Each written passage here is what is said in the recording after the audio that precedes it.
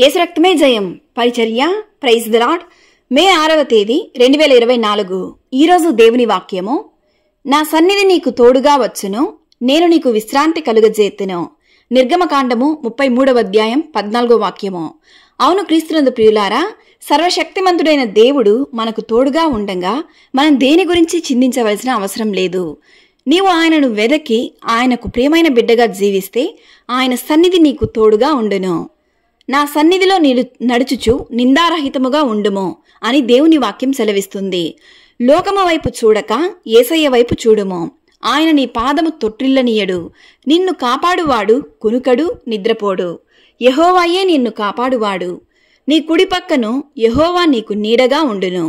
దేవునికి భయపడు వారి మీద ఆయన కనికరము తరతరములుండును. తన యందు భయభక్తులు గల వారిని యెహోవా ఆశీర్వదించును. ఆయన నీ హృదయవాంఛలను తీర్చును. యెహోవా నీ మీద తన సన్నిధి కాంతి ఉదయింపజేసి నీకు సమాధానము కలుగజేయును గాక.